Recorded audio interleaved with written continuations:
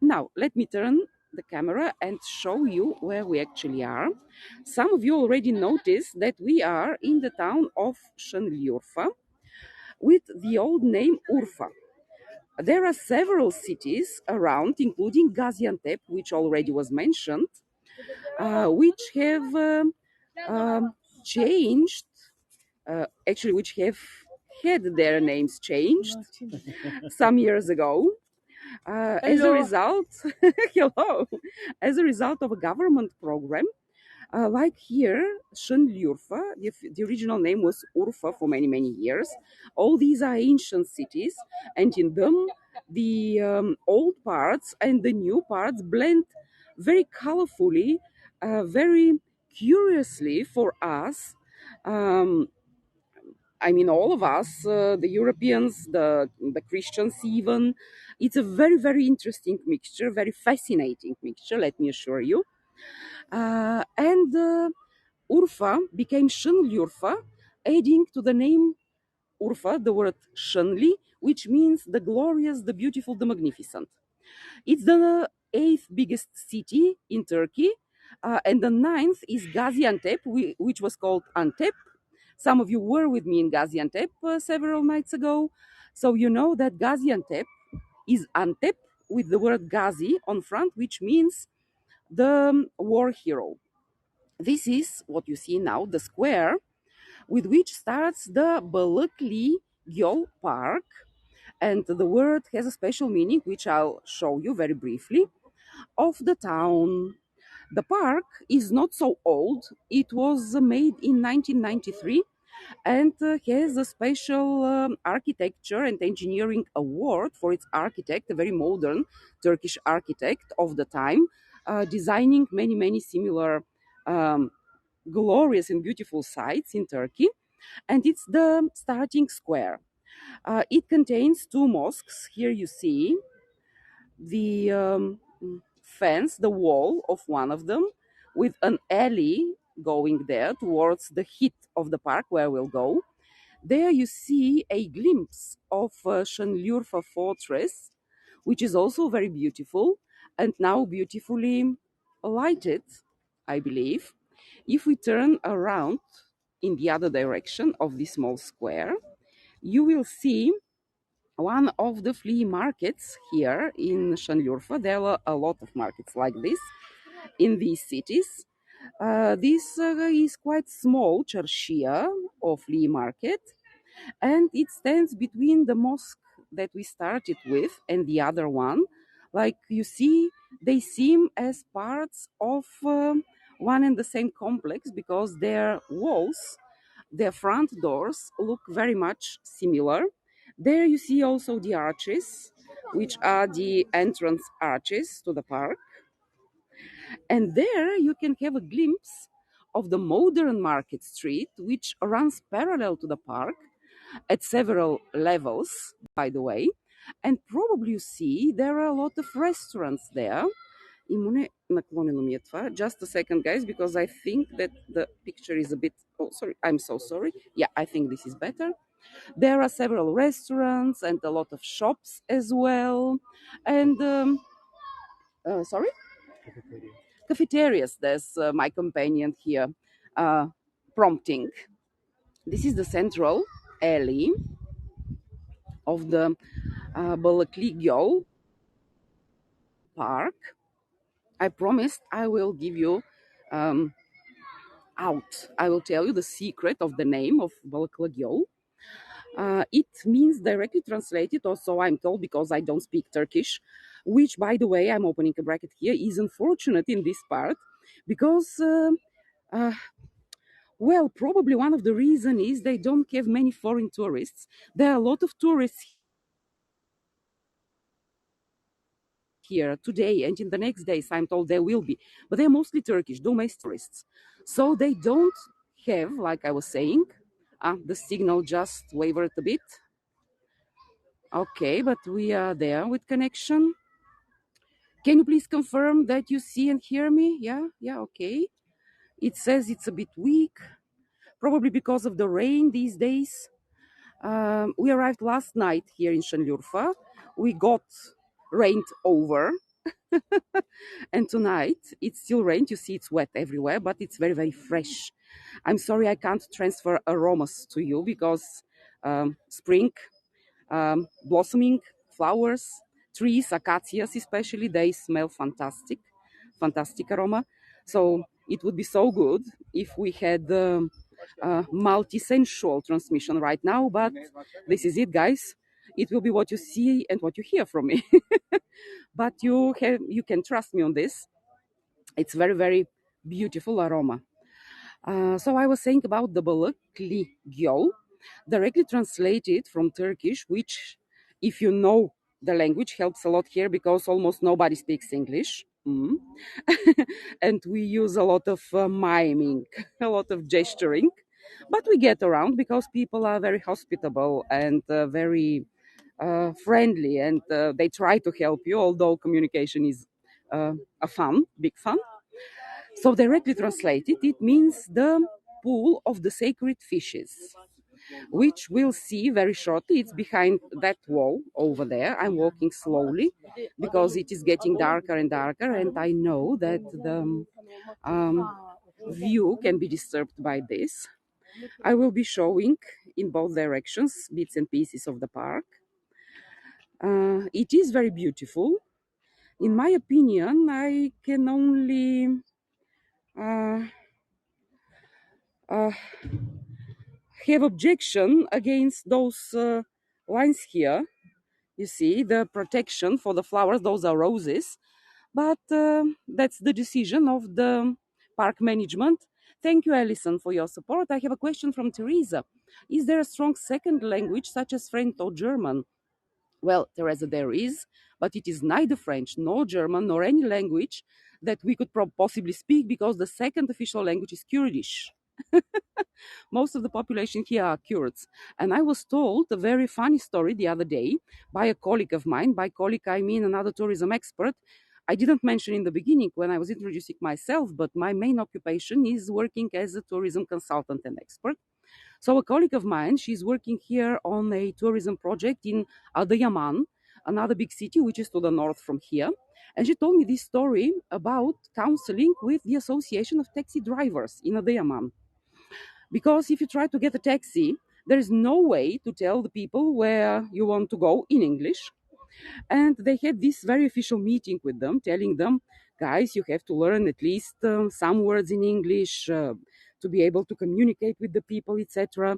And the chairperson of the association said, oh no, we just learned Turkish. Another foreign language is impossible.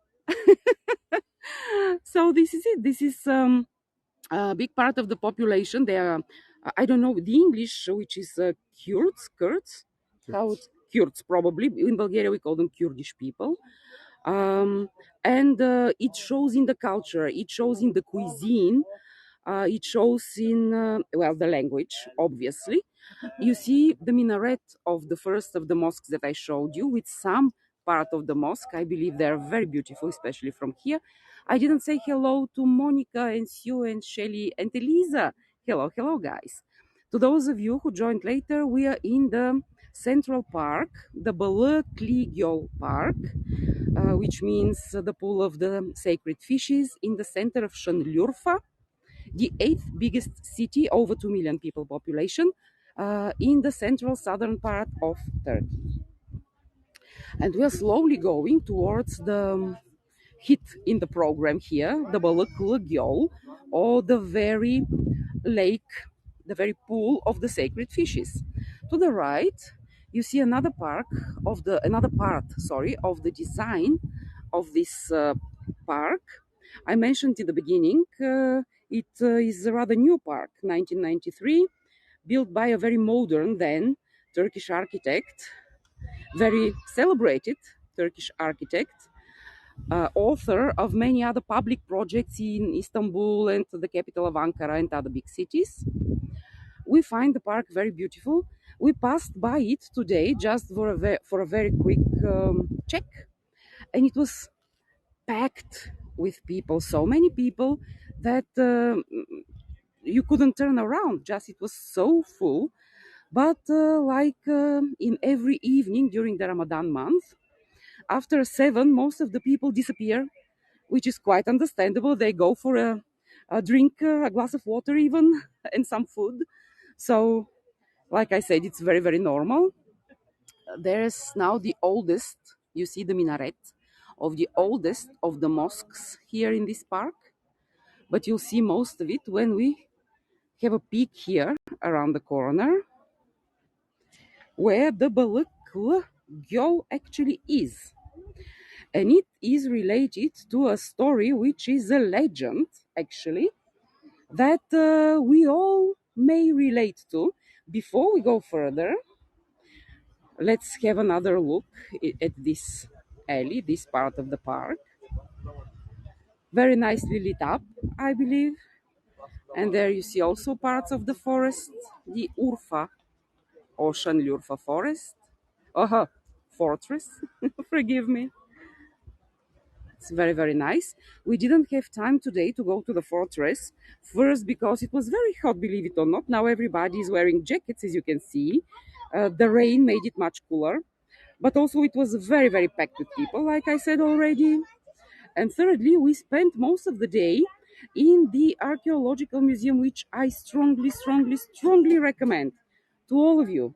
It has there exhibited in a very, very nice way, in a very modern way, very beautifully presented the heritage of the area, starting from 10,000, 11,000 years ago, actually 11,000 BC, and even older times, because we are now in Upper Mesopotamia, actually, guys. Probably you know. And we may say this is a cradle of civilization. How did they call it today in the museum? The Fertile Belt, this part. Upper Mesopotamia. In the archaeological museum, they called it the Upper Fertile Belt, which is formed between the rivers of Euphrates and Tigris. This is how they were called here. I'm not sure in the English, but Euphrates probably is the same in English. Here you see the start of the mosque. It's a rather big mosque. It was built next to this pool, and I believe the pool is beautiful. It's beautiful in the day, although we only had a very short glimpse of it with so many people. We'll walk further by a bit, and I'll tell you the story. It is related to Abraham and King Nimrod. I have comments or questions. Same names for rivers. Thank you, Jan. So Euphrates and Tigris and Upper Mesopotamia, very, very fertile lands, guys. When we were coming here last night, we were traveling from east westwards towards Sanliurfa. We saw miles and square miles of wheat, which is about to ripe very soon. And it's still the very 1st of May today. Very soon they will have the first harvest of wheat. Can you imagine? But that is why it was cradle of civilizations. Lynn, you joined the tour, did not hear which city. It's Sanliurfa. You may also find it as Urfa because it is the original name. Şenli, meaning fabulous, magnificent in Turkish, was added to the name about the half of the 20th century. It was a government initiative to commemorate names of bigger cities like Gaziantep, which became Gaziantep rather than Antep at this time, meaning war hero. So it happened to Sanliurfa as well. I agree that it's amazing view. That's why I'm walking so slowly for you to see.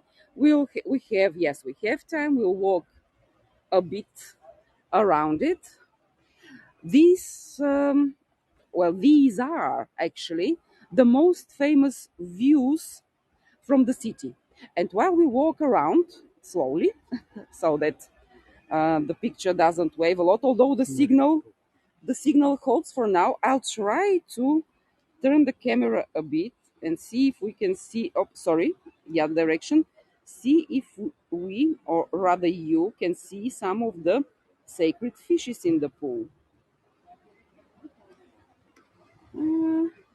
Okay, it's running, it's running.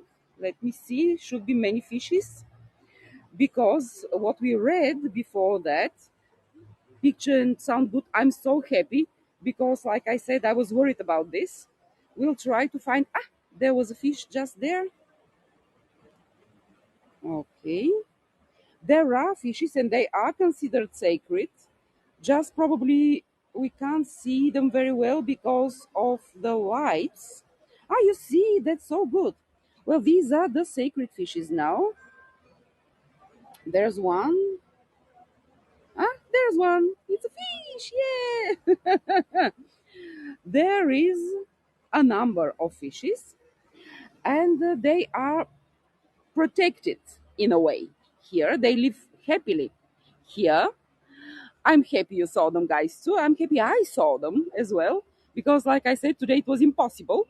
You can make a wish. Yeah, by the way, there is a legend saying that if we see a white fish inside, then the doors of heaven will open for us without specifying which heaven, probably any heaven, depending on what faith you have, you know. But if we see a white fish, then we shall all get very lucky, guys. Uh, the archways are beautiful. I agree. I agree, Cheryl. Um, I was saying these views, not one view, but while we walk, the views that change are the most famous here from Sanliurfa. And probably it's time now to finally tell you the story, which I think is rather a legend about Abraham and King Nimrod, because I tried to search for historical connections and I didn't find much. Can I make a wish? Yes, I will. I will. Okay, now there's this coin. Are you sure we are allowed to throw coins? Ah, my husband says we are allowed to throw coins. Hello, Darren. Okay. Anyway, there are people around me. You sure?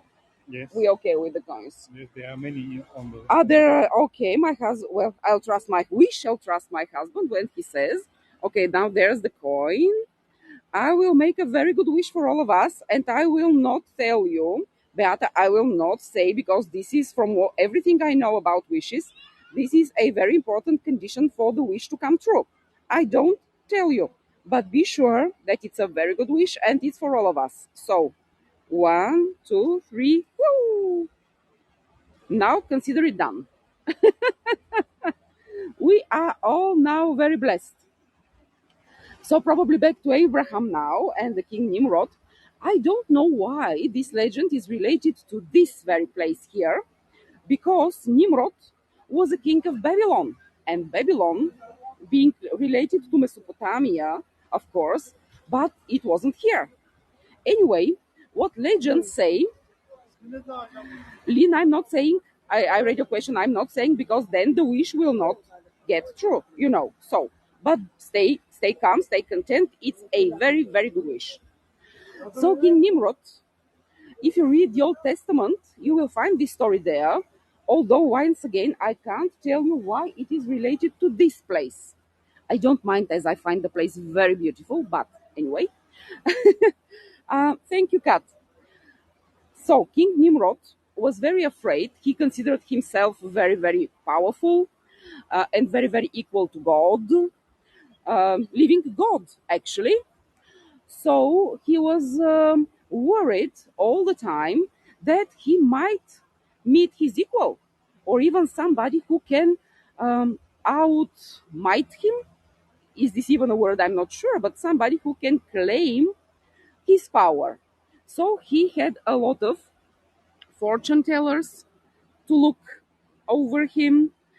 He was watching over the stars himself very insistently. He was looking for all the signs of the land and skies, and very much like the story that underlines Christianity, his scholars informed him about a star in heavens which was growing brighter and brighter and bigger and bigger. They said this is the star that means that a child will be born, a boy, And this boy will be the fate of King Nimrod. That boy was Abraham. Probably you know the story from the Old Testament. And he wanted to kill the baby. Actually, he killed many boys that were born in this period. However, God preserved Abraham.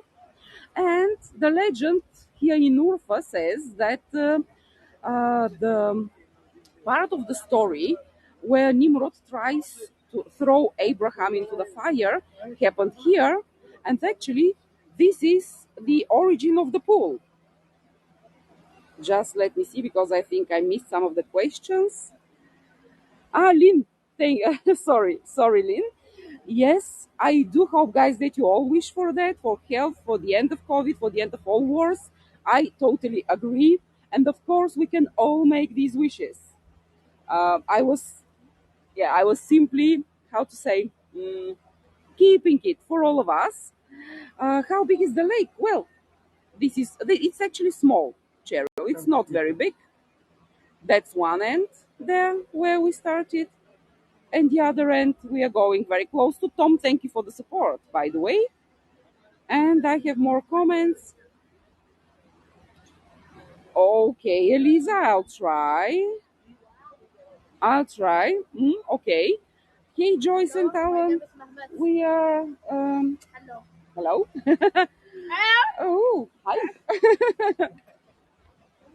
Okay, so you cannot go on the lake in a boat. Well, there was a boat parked in the other part of the lake, but I have never seen photos, and I looked in advance of photos of people here on the lake, and I don't think it's actually allowed, to be honest. Probably that boat that I saw there is mostly for maintenance. There is no tourist service, if I can call it this, for sure. Uh,